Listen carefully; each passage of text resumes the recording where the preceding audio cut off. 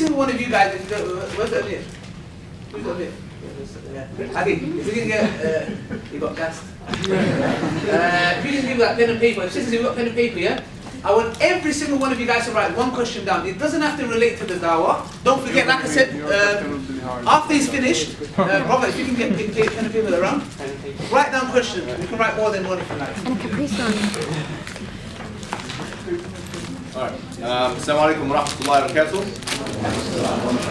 We're going to quickly go through, I'm going to try and make this as brief as possible, but we're going to go through some objections that atheists may have. But before that even, I'm going to try and put myself in the shoes of the atheist for a while, yeah?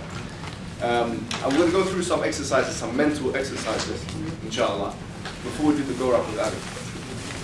So the first thing that ought to be asked is, when you're asking or speaking to an atheist, say you're an atheist, the question is, what is your truth standard? I mean, that's an important thing to establish. The atheist is an atheist because he is not satisfied, for the most part, with the evidences of theism, right? So he becomes an atheist. And for the most part, most atheists are negative atheists. So they are atheists because of a lack of belief of something, not because they have a positive argument against the existence of God. So for the most part, you could say that most atheists are negative atheists. Some of them are agnostic, so they wouldn't necessarily say 100% there's nothing, out there, but they just say that we are not satisfied completely with the evidences. So the first thing has to be asked is, what kind of evidences would you be satisfied with? And just thinking mentally, I came with 3 possible things which atheists could not deny, right? Number 1 is incorrigibility, which means something which is not changing, yeah? So if something is not changing, it becomes a good evidence. Number 2 is eternality, which is linked to incorrigibility. And number 3, you could say, necessarily true. So for example, it's contingently true that I'm wearing a grey jumper, yeah? But it's not necessarily true that I'm wearing a grey jumper. I'm going to try and not use too much philosophical jargon. But with those 3 kinds of evidences, an atheist would be completely satisfied. Now, an atheist might say that these kinds of things are satisfied in both maths and science. That mathematics is incorrigible. Number 2, that it's eternal. Number 3, that it's necessarily true. And the atheist might say that science is quite similar in that regard. And that's why their truth standard would be a mathematical truth standard, or it could be a scientific truth standard. They would consider these things to be truth, for the most part. Obviously, I'm not generalizing all atheists. There are postmodernists out there which don't believe in this. They criticize both mathematics and science massively. But generally speaking, I mean, from my experience, it's been the case that atheists are satisfied with these kinds of truth standards. Now the question is this. The question is mathematics, as an example here, actually those 3 things that we've just mentioned? Now this is something which has plagued the minds of philosophers ever since the time of Plato. Plato himself didn't know how to reason with numbers. Basic arithmetic, he didn't know, because if you think about it, numbers in and of themselves don't exist. You can't touch a number, you can't feel a number, you can't smell a number. A number is actually a conceptual, abstract reality. But in logic, you have to have a truth. In order for a truth to be true, it has to have a physical reality. Objective truth is that which is usually an object. So this poses a problem for Plato. So he says, for example, that mathematics is something he has in the forms, the world of forms. So it's something he struggled with. Immanuel Kant came in 1790, something similar. He said that mathematics is not something we take from the world, but it's something we put onto the world. Now you'll find that even after this point, mathematics itself had a shaking up. The cat was put with the pigeon, so to speak, when Kurt Gödel came out with his 2 incompleteness theorems. And basically these 2 incompleteness theorems expose the inconsistencies in maths. It exposes these inconsistencies because, according to the theorems, the first theorem, for example, was similar to the liar paradox. If I come forward, or someone else who's a liar says, I'm lying, right? There's no way to prove or disprove this statement, because the liar, if he's lying, he's telling the truth, which means he's not a liar. And if he's telling the truth, then that contradicts the fact that he's saying that he's lying.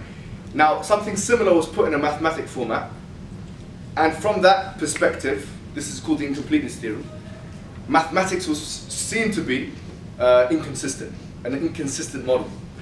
And by the way, the philosophy of maths, or meta-mathematic narratives, or philosophy of maths, this is a big thing. And it's still unresolved. To this day, it's unresolved. Yet people still do maths. Yet people still do maths.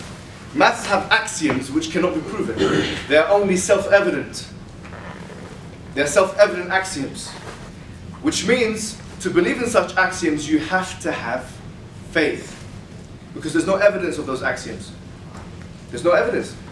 These things, these axioms, or theorems, are based on assumptions, not concrete evidence. Science is much more flimsy than maths, in so much as it's changed much more, and it's ever-changing. And this is something which is documented well by Thomas Kuhn in his book, Structures of Scientific Revolution. That not only does science change, and scientific facts change, but the whole framework within which science operates change. And now, why am I telling you this? Because you have to understand that when the atheist is skeptical with the evidences, then you have to ask yourself, what kind of evidences are you not going to be skeptical? Because those truth standards that I've before mentioned in the beginning of this talk, if they're applied to almost any discipline, you would not have faith in anything. You would not believe in anything. You couldn't do anything. You couldn't prove anything. Therefore, the truth standard wouldn't work for the atheist. That particular truth standard couldn't and wouldn't work. Rather, if we're honest with ourselves, atheistic truth standard is a truth standard which is probabilistic.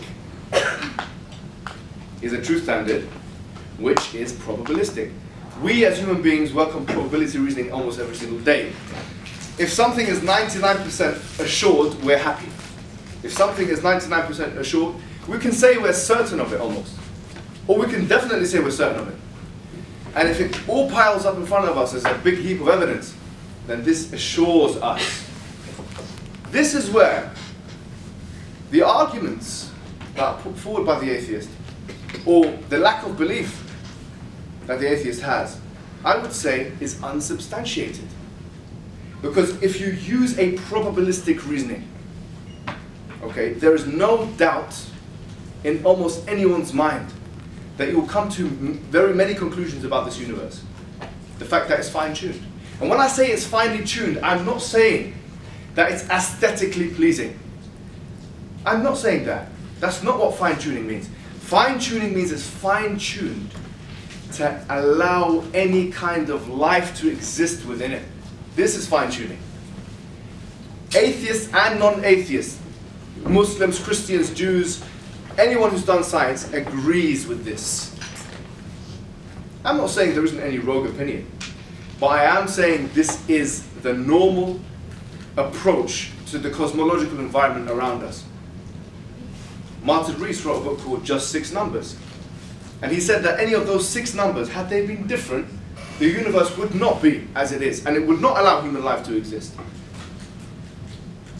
Even Stephen Hawking, in A Brief History of Time, an atheist, an ardent atheist, he admits to the fine-tuning. The fine-tuning is something which is probabilistically indicating a design. If that is the case, then the question is, whom or what designed this universe? And from this perspective, it's quite a straightforward answer. The one or the thing that has designed this universe is that one or that thing that was able to do so. And who or what could be able to do so? So we employ basic reasoning, and we realize that it must have been something or someone with certain characteristics. Must have had knowledge. It must have had power. It must have had the ability to change the situation. It must be one. Had it not been one, there would have been a conflict of interest between the many parties that there would be. This is God. The evidence of God is not just evidence, it's overwhelming probabilistic evidence. We don't have faith in that which is unreasonable. We have faith in that which is clear. And what I personally believe is that the atheist has to, in order to avoid this thorn in his or her side, they must employ a double standard approach. They have to. The way they live their lives is different to the way they want to conceptualize the theological and philosophical reality of God. That must happen. Other than that, the atheist must think. The atheist must dare to think